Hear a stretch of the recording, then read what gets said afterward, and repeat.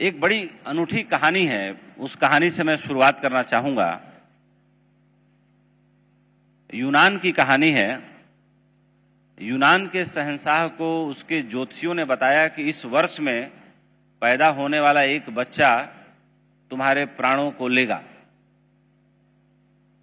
बड़ी मीठी और अच्छी कहानी लगी मुझे, इसलिए आप लोगों से कहता हूं।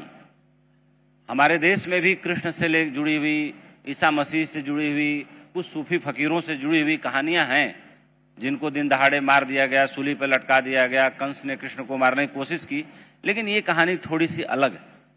अलग इन अर्थों में है कि यूनान के शासक को लगा कि साल में जितने बच्चे पैदा होंगे, अगर सबको मरवा दूं तो हजारों बच्चों के मरने का पाप लगेगा। इससे अच्छा है कि जितने बच्चे पैदा हो रहे हैं सबको जेल में डलवा दूं।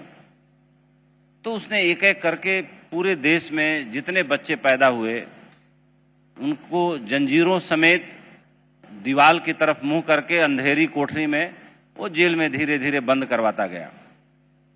और बच्चे धीरे धीरे बड़े होते गए।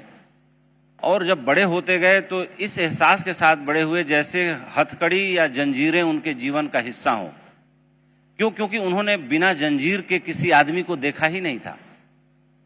क्योंकि जब तुलना पैदा होती है तब आपको पता चलता है कि मैं योग्य हूं, अयोग्य हूं, विशेष हूं, कमतर हूं, ज्यादा हूं या किसी काम का नहीं हूं।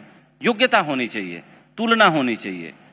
तो जब उन्होंने देखा ही नहीं कि पूरे जीवन में बचपन से जवानी तक कि कोई ऐसा व्यक्ति भी हो जिसके हाथ में जंजीर न हो, वो जितने लोगों को देखते थे वो सब जंजीरों में ही थे। और जंजीरें जब पैदा हुए थे तब से थी।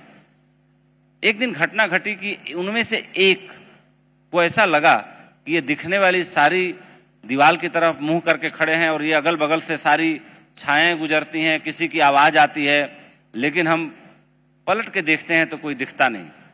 उनमें से एक ने कोशिश किया पलट के देखने की, धीरे धीरे कोशिश करने लगा और धीरे धीरे उसे ऐसे लोग दिखे कि जिनके हाथों में जंजीरें नहीं हैं, जो बिना जंजीरों के भी हैं। तो धीरे धीरे उसके मन में क्रांति घटी और धीरे धीरे उसने ये बात औरों को भी बताना शुरू किया कि जहां हम हैं वहां असली जीवन नहीं है। जो हम कर रहे हैं ये असली काम नहीं है। हमारे जीवन में सिर्फ अंधेरा ही अंधेरा है, हमें प्रकाश का कोई पता नहीं।